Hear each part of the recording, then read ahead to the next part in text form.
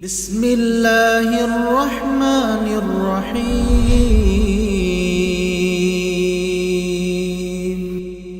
الحمد للہ رب العالمین والصلاة والسلام علی سید الانبیاء والمرسلین نبینا محمد وعلی آلہ وصحبہ اجمعین والذین اتبعوہم بإحسان الی یوم الدین، اما بعد۔ تدبر قرآن کے سلسلے میں آج ہماری یہ تیسری مجلس ہے، اور آج تیسرے پارے کے تعلق سے ہماری بات ہوگی۔ اس پارے کے دو حصے ہیں۔ پہلا حصہ سورہ بقرہ کی آیت نمبر 253 تا 286 پر مشتمل ہے، اور دوسرا حصہ سورۃ آل عمران کی ابتدائی 91 آیات کے اوپر مشتمل ہے۔ اس پارے کی ابتدا میں اللہ رب العالمین نے قرآن مجید کی سب سے عظیم آیت یعنی آیت الکرسی کا ذکر کیا ہے، اور یہ قرآن کی سب سے عظیم آیت اس لیے ہے کیونکہ اللہ تعالیٰ کی اس کے اندر ربوبیت، الوہیت، اور اس میں اللہ تعالیٰ کی بہت ساری صفات کا ذکر ہوا ہے۔ اس آیت کی بڑی فضیلت وارد ہوئی ہے۔ ایک فضیلت یہ ہے کہ ہر نماز کے بعد جو شخص آیت الکرسی پڑھے گا اس کے اور جنت کے درمیان رکاوٹ صرف موت ہوگی۔ ایک دوسری حدیث کے مطابق جو بندہ ہر رات آیت الکرسی پڑھ کر سوئے گا، اللہ رب العالمین صبح تک ایک فرشتہ اس کی حفاظت کے لیے مقرر کر دے گا، اور اس آیت کو پڑھنے کی وجہ سے شیطان سے بھی اس کی حفاظت ہو جائے گی۔ آیت الکرسی کے اندر اللہ رب العالمین نے ویسے تو بہت ساری باتیں ذکر کی ہیں، ان میں سے ایک بڑی اہم بات جس کو سامنے رکھنا بہت زیادہ ضروری ہے، اور وہ یہ کہ یہودیوں، عیسائیوں اور مشرکین کا اپنے پیشواؤں یعنی ان کے جو بزرگ ولی اس قسم کے لوگ تھے، ان کے بارے میں ان کا عقیدہ تھا کہ وہ اپنی شخصیت کے زور پر اپنے پیروکاروں کے بارے میں اللہ تعالیٰ سے جو چاہیں گے وہ کرا لیں گے، اور اسی کو وہ شفاعت یعنی سفارش کا نام دیا کرتے تھے۔ اللہ تبارک و تعالیٰ نے اس کی تردید کرتے ہوئے فرمایا، من ذا الذی یشفع عندہ الا بإذنہ، کون ہے جو اس کے ہاں سفارش کر سکے مگر اس کی اجازت سے۔ تو یہاں پر یہ وضاحت کر دی، اللہ کے ہاں جو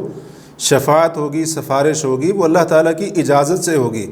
کسی کی شخصیت کی وجہ سے نہیں، یا کسی کے مقام اور مرتبے کی وجہ سے نہیں۔ اور قرآن کریم کی دوسری آیات اور احادیث سے پتہ چلتا ہے کہ سفارش اسی کی ہوگی جس کے بارے میں سفارش کرنے کی اللہ تعالیٰ اجازت دے گا، اور اسی طرح سے اتنی حد تک سفارش کی اجازت ہوگی جتنی حد تک سفارش کرنے کی اجازت ملے گی۔ تو آج کے بہت سارے مسلمان بھی تقریباً ان کا بھی اپنے نیک بزرگوں کے بارے میں یہی عقیدہ ہے جو اس وقت کے مشرکین کا اور اسی طرح سے یہودیوں اور عیسائیوں کا عقیدہ تھا۔ آج کے بھی بہت سارے مسلمان جو شریعت سے دور ہیں اور اسی طرح سے شرکی عقائد کے اندر پڑے ہوئے ہیں، ان کا نظریہ بھی یہی ہے کہ ہمارے بزرگ اللہ کے سامنے ڈٹ جائیں گے، اڑ جائیں گے، اور اسی طرح سے ہمیں بخشوا کر ہی رہیں گے۔ تو یہ نظریہ اور عقیدہ، اس کی تردید آیت الکرسی کے اندر کی گئی ہے۔ آیت نمبر 256 میں دو باتیں انتہائی قابل غور ہیں۔ پہلی بات تو یہ ہے کہ لا اکراہ فی الدین، کہ دین میں کوئی زبردستی نہیں ہے۔ اس کا مفہوم وہ لوگ غلط پیش کرنے کی کوشش کرتے ہیں جن کی سوچ یہ ہے، جن کا نظریہ یہ ہے کہ ہم دین کے معاملے میں بالکل آزاد ہیں، ہمیں نہ کوئی نیکی کا حکم دے اور نہ ہی ہمیں کوئی برائی سے روکے، ہم جو چاہیں جیسے چاہیں زندگی کے اندر کرتے رہیں، ہمیں کوئی روک ٹوک کرنے والا نہ ہو۔ تو اس آیت کو دلیل بنایا جاتا ہے، حالانکہ اس آیت کا وہ مفہوم نہیں ہے۔ اگر اس کے شان نزول یعنی جس وجہ سے یہ آیت نازل ہوئی ہے اس کو سامنے رکھا جائے تو معلوم یہ ہوتا ہے کہ اس آیت کا معنی اور مفہوم یہ ہے کہ دین قبول کروانے میں کسی کے اوپر زبردستی نہیں کی جائے گی، یعنی کسی کو زبردستی کہا جائے کہ تم مسلمان ہو جاؤ، تم اسلام قبول کر لو، ہتھیار کے زور پر اور اسی طرح سے ڈنڈے کے زور پر اس کو مسلمان بنانا، اسلام قبول کروانا، اس کی اجازت اللہ تبارک و تعالی نے نہیں دی ہے۔ ورنہ جو انسان اپنی خوشی سے اپنی مرضی سے اس دین حق کو قبول کر لے اور اس دین کی حدود کے اندر آ جائے تو پھر اس کو دین کی تعلیمات کو ماننا، اس کے اوپر عمل کرنا، جن کاموں کا حکم ہے ان کی پابندی کرنا، جن سے روکا گیا ہے ان سے رک جانا، یہ پھر اس کی ذمہ داری ہوگی اور اس کا فریضہ ہوگا۔ دوسری آیات کو سامنے رکھا جائے تو اس آیت کا یہی مفہوم واضح ہو جاتا ہے۔ اللہ تعالیٰ نے فرمایا ادخلوا فی السلم کافہ، اے ایمان والو اسلام میں پورے کے پورے داخل ہو جاؤ۔ اگر اس آیت کا وہی مفہوم تھا کہ انسان آزاد ہے، جو چاہے مرضی کرتا رہے، تو پھر پورے کے پورے اسلام میں داخل ہو جاؤ، یہ حکم دینے کا کیا مطلب ہے؟ اسی طرح سے قرآن مجید کے اندر متعدد جگہوں پر اللہ اور اس کے رسول صلی اللہ علیہ وسلم کی اطاعت کا حکم دیا گیا ہے، تو پھر اس اطاعت کا کوئی معنی اور مفہوم نہیں بنتا ہے۔ دوسری بات، اس آیت کے اندر عقیدے کا ایک بڑا اہم اور بنیادی مسئلہ سمجھایا گیا ہے، اور وہ یہ ہے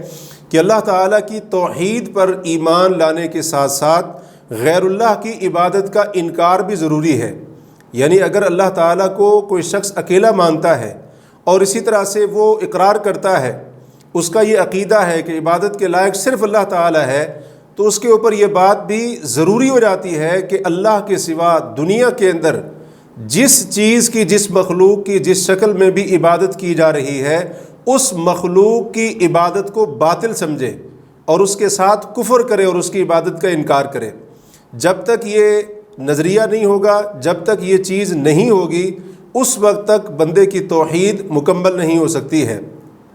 اور اسی طرح سے اس کا ایمان بھی خالص نہیں ہو سکتا ہے۔ تو ایمان کے جو تقاضے ہیں ان کو پورا کرنے کے ساتھ ساتھ کفر کا انکار اور اسی طرح سے غیر اللہ کی عبادت کا انکار، مشرکین کی غیر اللہ کی عبادت اور اسی طرح سے بتوں کی عبادت اور اسی طرح سے دیگر اشیاء کی عبادت، ان سب چیزوں کا انکار بھی ضروری ہوگا۔ اللہ تعالیٰ نے فرمایا فَمَن يَكْفُرْ بِالطَّاغُوتِ وَيُؤْمِن بِاللَّهِ فَقَدِ اسْتَمْسَكَ بِالْعُرْوَةِ الْوُثْقَىٰ، کہ جو طاغوت کا انکار کرے، طاغوت کے ساتھ کفر کرے اور اللہ پر ایمان لائے، تو اس نے مضبوط کڑے کو تھام لیا ہے۔ اور نبی صلی اللہ علیہ وسلم کی حدیث ہے، جس نے لا الہ الا اللہ کہا اور اللہ کے سوا جس چیز کی بھی عبادت کی جاتی ہے اس کے ساتھ اس نے کفر کیا، تو آپ صلی اللہ علیہ وسلم نے فرمایا یہ وہ مسلمان ہے جس کا خون اور جس کا مال حرام ہو جاتا ہے۔ تو پتہ یہ چلا کہ طاغوت کی عبادت کا انکار بھی ضروری ہے، اور اسی طرح سے شرکی عقائد، کفری عقائد اور اسی طرح سے غیر اللہ کی عبادت، اس کا انکار بھی توحید کو خالص کرنے کے لیے اور ایمان کو خالص بنانے کے لیے ضروری ہے۔ پھر اس کے بعد اللہ رب العالمین نے اس پارے کے دوسرے رکوع کے اندر 3 بڑے اہم واقعات ذکر کیے ہیں۔ پہلا واقعہ ہے حضرت ابراہیم علیہ السلام کا نمرود بادشاہ کے ساتھ مناظرہ۔ جب حضرت ابراہیم نے اس متکبر اور اسی طرح سے سرکش بادشاہ کے سامنے یہ بات ذکر کی کہ میرا رب زندہ کرتا ہے اور مارتا ہے، تو آگے سے یہ اپنے اناد اور تکبر کی بنا پر کہنے لگا کہ میں بھی زندہ کرتا ہوں اور مارتا ہوں۔ تو پھر حضرت ابراہیم نے ایک ایسی دلیل دی جس کا اس کے پاس کوئی جواب نہیں تھا۔ حضرت ابراہیم نے کہا کہ اللہ تبارک و تعالی سورج کو مشرق سے نکالتا ہے، تم سورج کو مغرب سے نکال کر لاؤ۔ اس کے اوپر وہ ایسا خاموش ہوا، اس سے کوئی جواب نہ بن پڑا۔ اس واقعے کے اندر 2 بڑے اہم فوائد ہیں۔ ایک فائدہ تو یہ ہے کہ اللہ تعالیٰ کے وجود کو ثابت کیا جا رہا ہے، اور دوسرا فائدہ یہ ہے کہ دنیاوی نعمتیں اگر ان کے ساتھ اللہ پر صحیح معنوں میں ایمان نہ ہو تو یہ نعمتیں انسان کے لیے وبال جان بن جاتی ہیں اور اس کے گناہوں کے اندر اس کی تباہی اور بربادی کا سبب اور ذریعہ بن جاتی ہیں۔ دوسرا واقعہ ایک شخص کا، اور مشہور قول کے مطابق حضرت عزیر علیہ السلام کا ہے۔ وہ ایک بستی کے پاس سے گزرے، وہ ویران اور اجڑی ہوئی پڑی تھی، تو بطور تعجب انہوں نے کہا کہ اللہ تبارک و تعالیٰ اس کو کیسے زندہ کرے گا؟ تو اللہ تعالیٰ نے اس کو وہیں پر 100 سال کے لیے موت دے دی۔ 100 سال کے بعد ان کو زندہ کر کے پوچھا کہ آپ کتنا عرصہ ٹھہرے ہیں؟ انہوں نے کہا کہ 1 دن یا دن کا کچھ حصہ۔ تو اللہ نے بتایا کہ آپ یہاں پر 100 سال تک یہاں پر آپ ٹھہرے رہے ہیں۔ اللہ رب العالمین نے ان کے سامنے ان کے گدھے کو دوبارہ زندہ کیا اور پیدا کیا، جو بالکل ختم ہو کر ہڈیاں بن چکا تھا۔ اللہ رب العالمین نے اس کی ہڈیوں کو ان کے سامنے جوڑا، پھر اس کے اوپر گوشت چڑھایا اور مکمل ان کا گدھا ان کی آنکھوں کے سامنے پیدا ہو کر زندہ ہو گیا۔ اور اسی طرح سے 100 سال گزرنے کے باوجود ان کا کھانا پینا وغیرہ وہ بالکل بدبودار اور خراب نہیں ہوا۔ تو اس واقعے کو بیان کر کے اللہ رب العالمین نے قیامت کے دن مردوں کو دوبارہ زندہ کرنے کی دلیل پیش کی ہے کہ جو رب 100 سال کے بعد زندہ کرنے پر قادر ہے، یقیناً وہ رب ہزاروں سالوں کے بعد بھی مارنے کے بعد زندہ کرنے کے اوپر قدرت رکھتا ہے۔ اور اس واقعے سے یہ بھی پتہ چلا کہ انبیاء کرام اور اللہ کے نیک بندے ان کو غیب کا علم نہیں ہوتا ہے، اور دنیا سے جب وہ چلے جاتے ہیں تو ان کو دنیا کے حالات کی بالکل خبر نہیں ہوتی ہے۔ اگر ان کو معلوم ہوتا کہ 100 سال گزر گئے ہیں تو پھر یہ کہنے کی کیا ضرورت تھی کہ میں یہاں پر ایک دن یا آدھا دن رکا ہوں اور ٹھہرا ہوں۔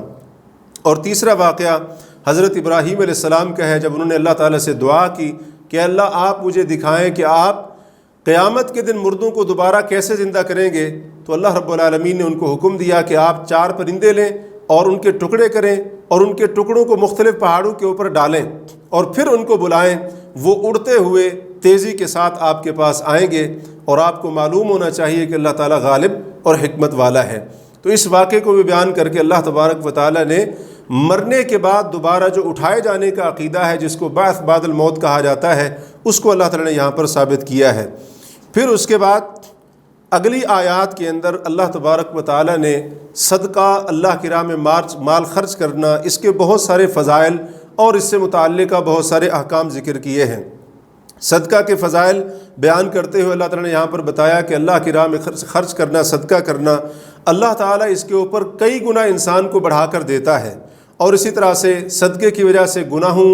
کی معافی اور گناہوں کا گرنا ختم ہونا، اور اسی طرح سے صدقے کی وجہ سے صدقہ کرنے والے کا، خرچ کرنے والے کا خوف اور غم سے نجات پانا، یہ کچھ فضائل اللہ تعالیٰ نے اس کے ذکر کیے ہیں۔ اور ساتھ ساتھ یہ ترغیب بھی دلائی ہے کہ صدقہ اللہ کی رضا کے لیے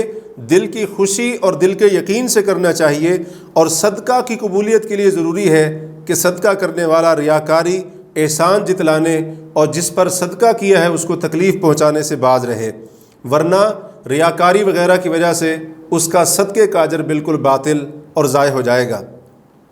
اور اسی طرح سے یہاں پر یہ بات بھی واضح کی گئی ہے کہ اچھی بات کرنا، لوگوں سے اچھی بات کرنا، احسن انداز سے گفتگو کرنا اور لوگوں کو معاف کرنا، درگزر کرنا، اس صدقے سے کہیں زیادہ بہتر ہے کہ جس صدقے کے اوپر احسان جتلایا جائے یا جس صدقے کے اوپر لوگوں کو تکلیف پہنچائی جائے۔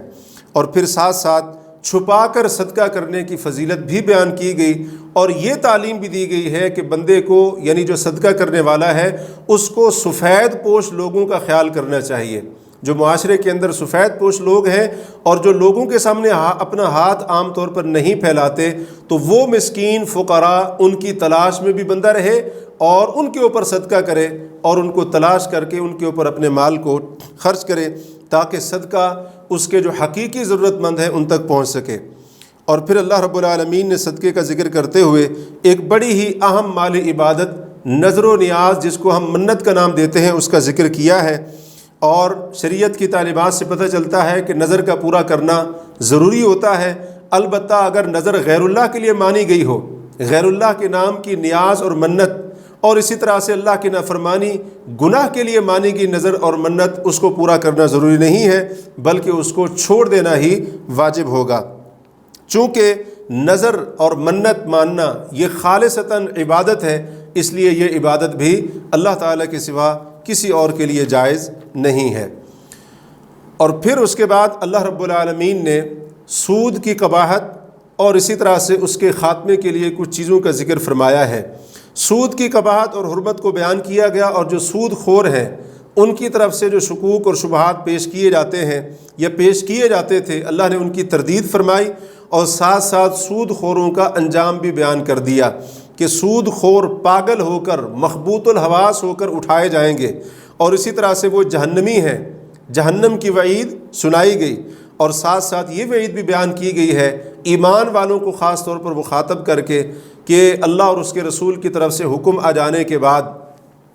اگر تم سود سے باز نہ آئے تو پھر فَأْذَنُوا بِحَرْبٍ مِّنَ اللَّهِ وَرَسُولِهِ، اللہ اور اس کے رسول کے ساتھ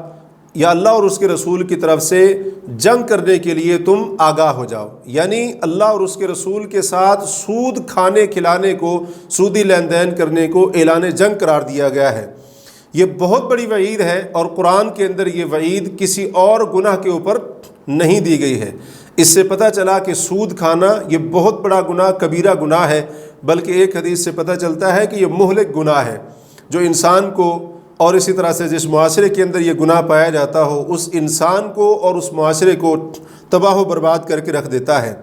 اس مقام پر اللہ تبارک و تعالی نے سود سے خاتمے کے لیے اور سودی معاملات،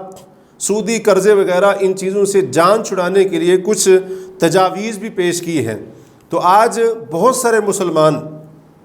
جو سودی معاملات کو وقت کی ضرورت قرار دیتے ہیں اور وہ یہ سمجھتے ہیں کہ آج سود سے نہیں بچا جا سکتا ہے، ان کو قرآن کریم کی ان تجاویز کے اوپر غور کرنا چاہیے اور اسی طرح سے عملی شکل اس کو دینی چاہیے۔ اگر قرآن کی ان تجاویز کے اوپر عمل کر لیا جائے تو یقیناً ہمارا ایمان ہے کہ سود کا خاتمہ ہو جائے گا اور معاشرہ سود سے بالکل پاک ہو جائے گا۔ پہلی تجویز یہ ہے کہ مجبوری کا فائدہ اٹھانے کی بجائے اس کو مہلت دی جائے۔ اللہ نے فرمایا فَنَظِرَةٌ إِلَىٰ مَيْسَرَةٍ، جس نے آپ کا قرض دینا ہے آپ اس کے قرض کے اوپر سود لگانے کی بجائے آپ اس کو آسانی تک، خوشحالی تک، جب تک اس کے حالات اچھے نہیں ہوتے ہیں آپ اس کو مہلت دیں۔ اور احادیث کے اندر اس کی بڑی فضیلت بیان ہوئی ہے، کسی تنگ دست کو مہلت دینا اور اسی طرح سے اس کو ڈھیل دینا۔ ایک حدیث کے مطابق جو شخص کسی تنگ دست کو ڈھیل دیتا ہے اور اس کو مہلت دیتا ہے، اللہ تبارک و تعالیٰ قیامت کے دن اس کو اپنے عرش کا سایہ نصیب فرمائے گا۔ دوسری تجویز صدقہ کرنا ہے، یعنی معاشرے کے جو فقیر لوگ ہیں، ضرورت مند لوگ ہیں، مجبور لوگ ہیں اور اسی طرح سے جن کی ضروریات ہوتی ہیں اور ان کی مالی حالت اچھی نہیں ہوتی ہے تو ان کے اوپر صدقہ کرنا۔ جتنا زیادہ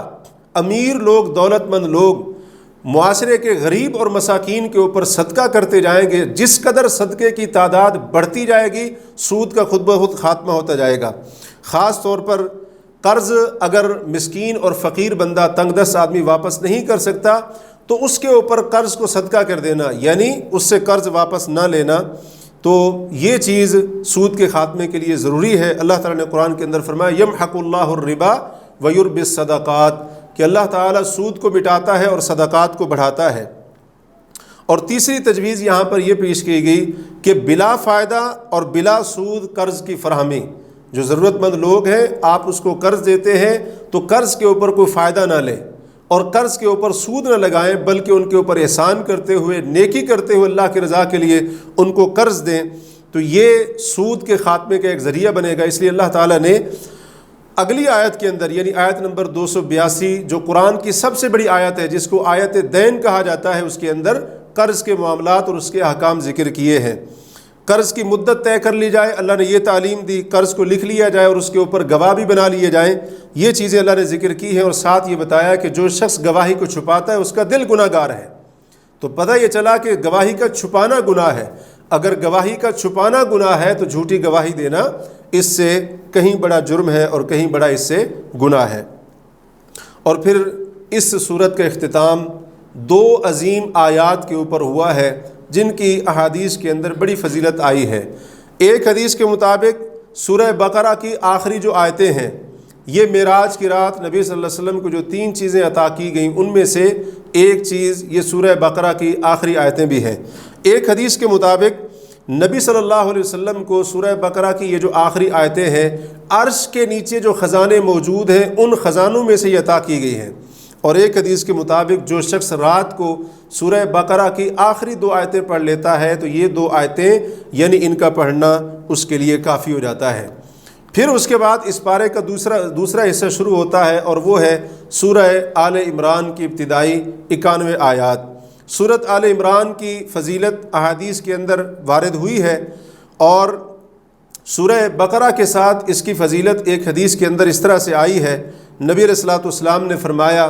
کہ قرآن پڑھا کرو، قرآن اپنے پڑھنے والوں کے لیے قیامت کے دن سفارشی بن کر آئے گا۔ اور پھر آپ نے فرمایا اقرأ الزہراوین، 2 جو روشن صورتیں ہیں، جو نور والی صورتیں ہیں ان کو تم پڑھا کرو۔ نور والی صورتیں، روشن صورتیں آپ نے خود وضاحت کی کہ اس سے مراد سورت البقرہ اور سورت آل عمران ہے۔ تو خاص طور پر ان کو پڑھنے کی اللہ کے رسول صلی اللہ علیہ وسلم نے تاکید فرمائی اور پھر ان کو نور اور روشنی والی صورتیں قرار دیا ہے۔ اور ساتھ ساتھ آپ صلی اللہ علیہ وسلم نے فرمایا کہ یہ دونوں صورتیں، سورت البقرہ اور سورت آل عمران،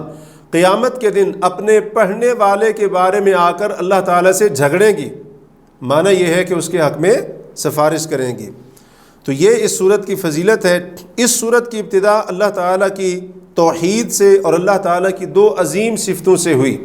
الحی القیوم۔ اور پھر اللہ رب العالمین نے لوگوں کی ہدایت کے لیے جو مختلف کتابیں نازل فرمائی ان کا ذکر کرتے ہوئے قرآن کے نزول کا بھی ذکر فرمایا اور اس کی صداقت اور حقانیت کو بیان کیا، اور پھر نبی صلی اللہ علیہ وسلم پر نازل ہونے والی کتاب کے تعلق سے لوگوں کی دو قسمیں بیان کی ہیں۔ ایک قسم تو ان لوگوں کی ہے جو علم کے اندر پختہ ہیں، تو وہ قرآن کی تمام آیات کے اوپر ایمان رکھتے ہیں اور قرآن کریم کی تمام آیات کے بارے میں ان کا یقین ہوتا ہے کہ اللہ کی یہ قرآن کے اندر جتنی بھی آیتیں ہیں، جتنے بھی احکام ہیں، یہ سب کے سب اللہ کی طرف سے ہیں۔ اور پھر ساتھ ساتھ وہ اللہ سے دعائیں کرتے ہیں کہ اللہ ہمیں ہدایت دینے کے بعد ہمارے دلوں کو گمراہ نہ کر دینا، ہمارے دلوں کو پھیر نہ دینا، اور اللہ سے رحمت کی وہ دعا کرتے ہیں، رحمت کا سوال کرتے ہیں۔ دوسرا گروہ قرآن کے تعلق سے ان لوگوں کا ذکر ہوا ہے کہ جو لوگ فتنہ پرور ہوتے ہیں، یعنی خود بھی فتنوں کے اندر مبتلا ہوتے ہیں اور لوگوں کے اندر بھی وہ فتنہ اور فساد پھیلانا چاہتے ہیں، یہ وہ لوگ ہیں جو گمراہ لوگ ہوتے ہیں۔ تو ان کی کیفیت یہ ہوتی ہے کہ یہ قرآن کے ساتھ ان کا معاملہ یہ ہوتا ہے کہ یہ قرآن میں سے اپنے مقصد کی آیات اور احکام کو لیتے ہیں، کس لیے؟ لوگوں کے درمیان فتنہ پھیلانے کے لیے۔ تو اللہ تعالیٰ نے ان کی نشاندہی کر دی، اور نبی صلی اللہ علیہ وسلم نے بھی ایسے لوگوں سے حدیث کے اندر بچنے کی وضاحت فرما دی ہے۔ پھر اس کے بعد اللہ تبارک و تعالیٰ نے ان چیزوں کا ذکر فرمایا ہے اگلی آیات کے اندر جو انسان کے بری اور حرام خواہشات کے اندر پڑنے کا سبب بنتی ہیں۔ 5 چیزوں کا اللہ نے ذکر کیا، عورتیں، دوسرے نمبر پر اولاد، خاص طور پر بیٹے، تیسرے نمبر پر مال و دولت یعنی سونے چاندی کے ڈھیر، چوتھے نمبر پر گھوڑے اور چوپائے، جانور مویشی، اور 5ویں نمبر پر کھیتی یعنی زمین، جائیداد اور یہ چیزیں۔ اور اس کا علاج بھی اللہ تعالیٰ نے یہاں پر بتا دیا، وہ ہے تقوی، آخرت کو یاد کرنا، اور پھر صبر کرنے والوں کے لیے جنت کے وعدے۔ اس کے ذریعے اللہ رب العالمین نے علاج بتا دیا، جو انسان متقی بن جائے گا، اپنی آخرت کو سامنے رکھے گا، آخرت کو یاد رکھے گا، اور اسی طرح سے وہ اگر صبر کرے گا تو اللہ تبارک و تعالیٰ کی جنت کے حصول کے لیے وہ صبر کرے گا، تو وہ ان چیزوں سے فتنے کا باعث بننے والی چیزوں سے اپنے آپ کو بچا سکتا ہے۔ اور ساتھ ہی اللہ رب العالمین نے اپنے خاص بندوں کی کچھ نشانیاں بھی ذکر کر دی ہیں۔ فرمایا الصابرین والصادقین والقانتین والمنفقین والمستغفرین بالاسحار، کہ صبر کرنے والے، سچ بولنے والے، فرما برداری کرنے والے، اللہ کی راہ میں مال کو خرچ کرنے والے، اور سحری کے اوقات کے اندر استغفار کرنے والے، یہ جنتیوں کے اور اللہ کے خاص بندوں کے کچھ اوصاف اللہ نے بیان کیے ہیں۔ تو سحری کے اوقات کے اندر استغفار کرنا، رمضان کے مہینے میں انسان کو اس کا بڑا موقع ملتا ہے، تو اس کا بھی اہتمام ہونا چاہیے۔ تو معلوم یہ ہوا کہ حصول جنت کے لیے اور ان خواہشات کے فتنوں سے بچنے کے لیے صبر، سچائی اور اسی طرح سے اللہ تعالیٰ کی فرما برداری، استغفار، یہ اوصاف بندے کو اپنے اندر پیدا کرنے ہوں گے۔ پھر اس کے بعد اللہ رب العالمین نے اپنی الوہیت کا ذکر فرمایا، اسلام کی حقانیت کو بیان کرتے ہوئے اہل کتاب اور مشرکین کو اس کی طرف دعوت دی، اور پھر یہ بتایا گیا کہ اسلام ہی کے ذریعے تم ہدایت پا سکتے ہو۔ اور اہل کتاب کی کچھ خاص طور پر یہاں پر برائیاں اور خامیاں ذکر کی گئی ہیں، جن میں سے ایک خامی ان کے اندر یہ تھی کہ آپس کے بغض اور حسد کی بنا پر انہوں نے آپس کے اندر لڑائیاں اور جھگڑے کیے اور اختلافات کیے۔ اور اسی طرح سے ایک برائی اللہ کی آیات کے ساتھ کفر کرنا، تیسری برائی انبیاء اور جو لوگ عدل و انصاف کا حکم دینے والے تھے ان کا ناحق قتل کرنا، اور چوتھی برائی علم ہونے کے باوجود حق کو ٹھکرا دینا، اس سے اعراض کرنا، 5ویں برائی اللہ تبارک و تعالیٰ کے اوپر جھوٹ بولنا، بہتان بازی کرنا، اور یہ کہنا کہ ہم اگر جہنم میں گئے بھی صحیح تو چند دن کے لیے ہم جہنم کے اندر جائیں گے۔ اس سے پتہ چلا کہ دین میں اپنی طرف سے من گھڑت باتیں شامل کرنا، بدعات کا ایجاد کرنا اور دین کے بارے میں بغیر علم کے گفتگو کرنا، یہ باتیں جتنا بندے کے دین اور عقیدے کو بگاڑتی ہیں اتنا شاید کوئی اور چیز اس کے دین کو نہیں بگاڑتی ہے۔ پھر اس کے بعد اللہ رب العالمین نے عیسائیوں کے عقیدے، دو عقیدے، ایک عقیدہ تھا ان کا کہ حضرت عیسیٰ علیہ السلام نعوذ باللہ من ذالک اللہ کے بیٹے ہیں، دوسرا عقیدہ کہ حضرت عیسیٰ علیہ السلام ایک الہ ہے، یعنی حضرت عیسیٰ علیہ السلام بھی، ان کی بھی عبادت ہونی چاہیے، وہ بھی الہ ہے۔ تو اللہ تعالیٰ نے ان کے دونوں عقیدے، پہلے عقیدے کو عقیدہ ابنیت اور دوسرے کو عقیدہ تثلیث کہا جاتا ہے، کیونکہ عیسائی تین الہ کے قائل ہیں، تو ان دونوں عقیدوں کی تردید اللہ رب العالمین نے اگلی آیات کے اندر کی ہے۔ اللہ تبارک و تعالیٰ نے ان کی تردید کے لیے حضرت عیسیٰ علیہ السلام، ان کی پیدائش کیسے ہوئی، پھر ان کا خاندان، ان کی والدہ مریم اور اسی طرح سے ان کی نانی حضرت مریم کی والدہ، ان کا ذکر کیا اور ان کے خاندان آل عمران کا ذکر کیا، حضرت عیسیٰ کے کچھ اور رشتہ دار حضرت زکریہ اور اسی طرح سے حضرت زکریہ کے بیٹے یحییٰ، ان کو حضرت زکریہ کو کیسے وہ ملے، تو یہ سارا کچھ اللہ تعالیٰ نے ذکر کیا۔ اور پھر اللہ رب العالمین نے یہ بھی ذکر کیا حضرت عیسیٰ علیہ السلام کے معجزات بیان کرتے ہوئے کہ مردوں کو زندہ جب وہ کرتے اور دیگر جو معجزات جب وہ دکھاتے تھے تو وہ کہتے تھے اللہ کے حکم سے، اذن سے یہ مردہ زندہ ہو جاتا ہے، اور اسی طرح سے جو پیدائشی اندھا ہے، نابینا ہے، اس کو شفا مل جاتی ہے۔ تو یہ ساری کی ساری چیزیں اس بات کی دلیل ہیں کہ حضرت عیسیٰ علیہ السلام نہ اللہ کے بیٹے ہیں اور نہ ہی وہ تین میں سے ایک الہ ہے، بلکہ وہ اللہ کے بندے ہیں اور بنی اسرائیل کی طرف اللہ کے بھیجے ہوئے ایک رسول ہیں۔ اور پھر حضرت عیسیٰ علیہ السلام کے بغیر والد کے پیدا ہونے کو ان کا اللہ کا بیٹا ہونے کی دلیل کے طور پر پیش کرنا، اللہ نے اس کے اوپر ایک زبردست دلیل پیش کی، فرمایا ان مثل عیسیٰ عند اللہ کمثل آدم، کہ عیسیٰ علیہ السلام کی مثال اللہ کے ہاں آدم کی مثال کی طرح ہے، خلقہ من تراب، اللہ نے ان کو مٹی سے پیدا کیا اور پھر کہا ہو جا تو وہ ہو گئے۔ یعنی حضرت عیسیٰ علیہ السلام اگر بغیر باپ کے پیدا ہونے کی وجہ سے اللہ کے بیٹے ہیں تو پھر تمہیں آدم علیہ السلام کو بالاولیٰ اللہ کا بیٹا کہنا چاہیے، کیونکہ حضرت عیسیٰ علیہ السلام کی والدہ تو ہے نا، دنیا میں آنے کا ایک سبب تو موجود ہے۔ حضرت آدم علیہ السلام کے نہ والد تھے اور نہ ہی والدہ تھی، تو یہ زبردست اللہ تعالیٰ نے ان کے اس عقیدے کی تردید کے لیے یہ دلیل ذکر کی ہے، جبکہ عیسائی حضرت آدم علیہ السلام کو اللہ کا بیٹا نہیں مانتے ہیں۔ اور پھر اللہ رب العالمین نے یہ تعلیم دی، اگر اس کے باوجود بھی وہ ہٹ دھرمی کے اوپر اڑے ہوئے ہیں اور اسی طرح سے بضد ہیں اپنے کفری اور شرکی عقیدے کے اوپر، تو آپ ان کو مباہلہ کی دعوت دیں۔ مباہلہ کی دعوت کا معنی یہ ہے کہ انسان خود اور اسی طرح سے اس کا جو فریق مخالف ہے وہ، یہ دونوں فریق اپنے اپنے اہل و عیال بیوی بچوں کو لے کر نکلے اور اللہ تعالیٰ سے یہ دعا کریں کہ جو ہم میں سے باطل پر ہو، اسی طرح سے جھوٹ کے اوپر ہو، اس کے اوپر اللہ کی لعنت ہو۔ اس طرح سے یہ مباہلہ ہوتا ہے اور اس کی دعوت بھی ان کو دی گئی۔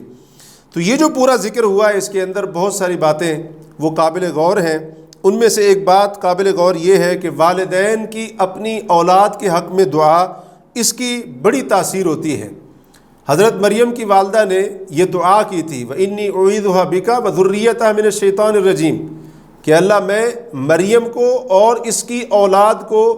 شیطان مردود سے آپ کی پناہ میں دیتی ہوں۔ تو اس کا نتیجہ یہ نکلا کہ نبی علیہ الصلوۃ والسلام فرماتے ہیں ہر پیدا ہونے والا بچہ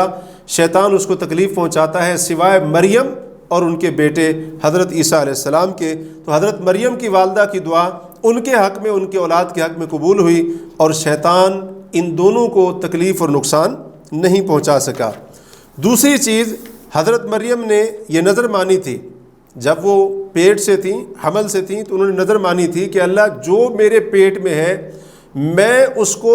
تیرے گھر یعنی بیت المقدس کی خدمت کے لیے آزاد کرنے کی نظر مانتی ہوں۔ تو ہم میں سے بھی ہمیں غور کرنا چاہیے، ہم میں سے بھی کسی نے کوئی ایسی نظر مانی ہے کہ ہم اللہ تعالیٰ سے یہ دعا کریں کہ یا اللہ مجھے نیک اولاد کر، مجھے بیٹا عطا فرما اور میں اپنے بیٹے کو، اپنی اولاد کو تیرے دین کی خدمت کے لیے وقف کروں گا۔ تو یہ ان کے اخلاص کی برکت تھی کہ حضرت مریم، ان کے لیے اللہ رب العالمین نے، حالانکہ وہ بند حجرے اور کمرے کے اندر ہوتی تھیں، اللہ تبارک و تعالیٰ نے جب بھی حضرت زکریا جاتے ان کے پاس تو اللہ نے ان کے لیے رزق کا انتظام کیا ہوتا تھا۔ وجد عندہا رزقا، تو ان کے پاس حضرت زکریا رزق پاتے تھے. پوچھا یہ کہاں سے ہے؟ وہ کہتے تھے اللہ کی طرف سے، اللہ تعالیٰ جس کو چاہے بغیر حساب کے رزق عطا کرتا ہے. تو یہ اسی کی برکت تھی، یہی اخلاص تھا ان کا کہ اللہ رب العالمین نے حضرت مریم ان کی بیٹی کے لیے اس طرح سے پھر رزق کا انتظام فرما دیا. یہاں پر قرآن کے ایک اہم اصول ذکر ہوا ہے، اور وہ یہ کہ جو لڑکا ہے وہ لڑکی کی طرح نہیں ہوتا ہے، جس سے پتہ چلا کہ مرد اور عورت برابر نہیں ہو سکتے ہیں. پھر بھی اگر کوئی شخص کہتا ہے کہ مرد عورت برابر ہے، دونوں کی برابری کا تصور پیش کرتا ہے، تو یہ قرآن کے ساتھ بغاوت ہے. چوتھی بات، یہاں پر حضرت زکریا علیہ السلام کو بڑھاپے کے اندر اولاد ملنا، اس میں ان بے اولاد لوگوں کے لیے سبق ہے کہ وہ اولاد ملنے میں تاخیر ہونے کی وجہ سے اللہ تعالیٰ کی ذات سے مایوس نہ ہوں. انہیں اللہ تعالیٰ کی رحمت سے مایوس نہیں ہونا چاہیے، اور انہیں چاہیے کہ نیک اولاد کی اللہ تعالیٰ سے دعا بھی کرتے رہیں، اور ساتھ ساتھ صبح و شام بہت زیادہ اللہ تعالیٰ کی تسبیح اور اللہ کی حمد بیان کرتے رہیں. اور اس سے یہ بھی پتہ چلتا ہے کہ جو نبی ہوتے ہیں وہ مختار کل نہیں ہوتے ہیں، ان کو دنیا کے اندر دنیاوی معاملات کے اندر کوئی اختیار نہیں ہوتا ہے. اگر ایسا ہوتا تو حضرت زکریا علیہ السلام اس وقت سے پہلے جب اللہ نے ان کو بیٹا دیا، اس سے پہلے وہ اپنے لیے بیٹے کا انتظام کر لیتے. یہاں پر حضرت یحییٰ علیہ السلام کی ایک بڑی اہم صفت بیان ہوئی ہے، حصوراً یعنی جو گناہوں سے اپنے آپ کو بچائے ہوئے تھے. اس کا معنی یہ کیا گیا ہے کہ جو پاک دامنی اختیار کرتے ہوئے اپنے آپ کو گناہوں اور خواہشات سے بچانے والا ہو، اس کو حصور کہا جاتا ہے. اس میں نوجوانوں کے لیے خاص طور پر یہ درس ہے کہ وہ حضرت یحییٰ علیہ السلام کی سیرت کے اوپر چلتے ہوئے اپنے دامن کو گناہوں اور حرام خواہشات سے پاک رکھیں. پھر اس کے بعد اللہ رب العالمین نے اہل کتاب کو دعوت دی ہے دین کی طرف، توحید کی طرف، شرک سے بچنے کی، اور اسی طرح سے مسلمانوں کے خلاف وہ جو سازشیں کیا کرتے تھے اللہ تعالیٰ نے ان کا بھی ذکر کیا کہ مسلمانوں کو گمراہ کرنے کی کوشش میں رہنا، اور آج تک یہ سلسلہ جاری ہے. اور اسی طرح سے حق کو باطل کے ساتھ خلط ملط کرنا، حق کو چھپانا، مسلمانوں کو دین سے ہٹانے کے لیے، پھیرنے کے لیے، کچھ وقت کے لیے ایمان کا دعویٰ کرنا، بظاہر مسلمان اور مومن بن جانا، اور بعد میں مرتد ہو جانا. یہ ایک بڑی خطرناک ان کی سازش اور چال تھی، مسلمانوں کو اور کمزور ایمان والوں کو دین سے ہٹانے کے لیے اور دین سے پھیرنے کے لیے. تو یہ ان کی چال بھی یہاں پر بیان ہوئی ہے. لوگوں کا مال، خاص طور پر جو ان پڑھ اور جاہل لوگ تھے، ان کے مال ناحق کھانا، اور یہ کہنا کہ اس کے اوپر ہمیں کوئی گناہ نہیں ہوگا، کوئی پکڑ نہیں ہوگی، اور جان بوجھ کر اللہ کے اوپر جھوٹ بولنا، اور اللہ تعالیٰ کے ساتھ کیے گئے وعدوں اور اپنی قسموں کے بدلے میں، یعنی قسموں کو توڑ کر دنیا کا تھوڑا سا مال اور فائدہ لینا، یہ بھی ان کے اندر برائی موجود تھی. زبان کو مروڑ کر کتاب پڑھتے، تورات پڑھتے، تاکہ عوام کو یہ لگے کہ وہ صحیح بات کر رہے ہیں، لیکن حقیقت میں کیا ہوتا تھا، وہ صرف تاثر دے رہے ہوتے تھے. تورات کی اس آیت کے اندر یا انجیل کے اس مقام کے اندر وہ بات نہیں ہوتی تھی، وہ مسئلہ نہیں ہوتا تھا جس کا وہ ذکر کرنا چاہ رہے ہوتے تھے، اور پھر اس کے اندر اپنی طرف سے تبدیلی اور تعریف کرنا، یہ برائی بھی ان کے اندر موجود تھی. اور آج بہت سارے مسلمانوں کے اندر یہی چیز موجود ہے کہ وہ پڑھیں گے تو قرآن کی آیت، لیکن اس کے اوپر مسئلہ اپنا خود ساختہ اور بنایا ہوا پیش کریں گے. اب جو عام بندہ ہے اس کو یہی لگے گا کہ مولوی صاحب قرآن پڑھ رہے ہیں اور قرآن سے ہمیں مسئلہ بتا رہے ہیں. تو جیسا کہ بعض لوگ انہوں نے اپنے جو خود ساختہ مسائل بنا رکھے ہیں، تو ان کے اس بات کے لیے وہ اس کو شریعت کا نام دیتے ہیں کہ شریعت کے اندر یہ مسئلہ ہے. حالانکہ شریعت جو قرآن اور حدیث کا نام ہے، اس کے اندر وہ مسئلہ اس کا بالکل ذکر نہیں ہوتا ہے. پھر اس کے بعد اللہ رب العالمین نے یہاں پر ایک بڑا ہی اہم درس ہمیں دیا ہے، اور وہ یہ ہے کہ اہل کتاب میں سے جو خائن اور بددیانت لوگوں کا ناحق مال کھانے والے تھے، ان کا ذکر کرتے ہوئے اللہ نے فرمایا ان میں سے کچھ ایسے بھی ہیں اگر ان کو بہت بڑا خزانہ تم دے دو تو وہ بہت بڑا خزانہ بھی تمہیں ویسے کا ویسا واپس کر دیں گے، یعنی اس کے اندر ذرہ برابر بھی خیانت نہیں کریں گے. اور بعض ایسے بددیانت ہیں اگر 1 دینار بھی دے دو تو اس کو بھی ہڑپ کر جائیں گے. تو اللہ نے جہاں پر خیانت کرنے والوں کا ذکر کیا ہے، وہاں پر ان کے جو امانت دار لوگ تھے، دیانت دار لوگ تھے، ان کا ذکر کر کے ہمیں یہ درس دیا ہے کہ قوموں کے بارے میں، جماعتوں کے بارے میں، معاشروں کے بارے میں ہمیں عدل و انصاف سے کام لینا چاہیے. اگر کسی فرد کی غلطی ہے تو پوری قوم کو اس فرد کو لے کر بدنام کرنا کہ اس کی ساری قوم ہی ایسی ہے، اس کا پورا قبیلہ ہی ایسا ہے. کسی جماعت کے کسی فرد کے اندر کوئی کوتاہی ہے اور پھر اس کی وجہ سے پوری جماعت کو بدنام کرنا، یہ عدل و انصاف کے بالکل خلاف ہے. تو قرآن ہمیں یہ اس قسم کا عدل و انصاف سکھا رہا ہے، جیسا کہ اللہ تعالیٰ نے آگے چل کر فرمایا لیسوا سواء، کہ یہ اہل کتاب برابر نہیں ہیں، یعنی جو نصارہ ہیں، عیسائی ہیں، برابر نہیں ہیں۔ ان میں سے ایک جماعت ایسی بھی ہے جو اللہ کی آیتوں کو پڑھنے والی، اللہ کے حکم کو پورا کرنے والی، راتوں کو قیام کرنے والی، سجدے کرنے والی ہے۔ تو اس چیز کی تعلیم اللہ رب العالمین نے ہمیں یہاں پر دی ہے۔ پھر اس پارے کا اختتام ان لوگوں کی وعید کے اوپر بیان ہوا ہے جو لوگ دین کو چھوڑ دیتے ہیں اور دین سے مرتد ہو جاتے ہیں۔ پہلے دین قبول کیا، حق کی گواہی دی، اور رسول صلی اللہ علیہ وسلم کی رسالت کے حق ہونے کی بھی گواہی دی، اور پھر وہ دین سے مرتد ہو گئے اور دین حق، دین اسلام کو چھوڑ دیا۔ تو اللہ رب العالمین نے فرمایا کہ اللہ تعالیٰ ایسے لوگوں کو کیسے ہدایت دے گا۔ اور پھر یہاں پر یہ بھی بتایا گیا کہ جو لوگ اسلام ایمان قبول کرنے کے بعد پھر کفر کرتے ہیں اور کفر میں آگے بڑھ جاتے ہیں، سرکش بن جاتے ہیں، ان کی توبہ قبول نہیں ہوگی۔ اگر وہ پوری دنیا کے خزانے، زمین کے خزانے بھی خرچ کر دیں تو ان کی توبہ قبول ہونے والی نہیں ہے۔ اور کافروں کے بارے میں بھی یہ کہا گیا کہ وہ بھی اگر پوری زمین اگر سونے وغیرہ کی بھری خرچ کر دیں تو اللہ تعالیٰ کے عذاب سے بچنے کے لیے وہ خزانے ان سے قبول نہیں کیے جائیں گے۔ البتہ یہاں پر توبہ کا ذکر ضرور ہوا ہے، جس کا مطلب یہ ہے کہ اگر کوئی سچے دل سے توبہ کر لے، اللہ رب العالمین کفر کو بھی معاف کر دیتا ہے، اور دین سے مرتد ہو جانا جو اتنا بڑا جرم اور گناہ ہے، اگر کوئی سچے دل سے توبہ کر لے اللہ رب العالمین اس کے اس گناہ کو بھی معاف کرنے والا ہے۔ تو یہ چند ایک باتیں تھیں اس پارے کے تعلق سے۔ اللہ تبارک و تعالی ان باتوں کو ہمیں سمجھ کر اپنی اصلاح کرنے کی توفیق عطا فرمائے۔ وباللہ التوفیق۔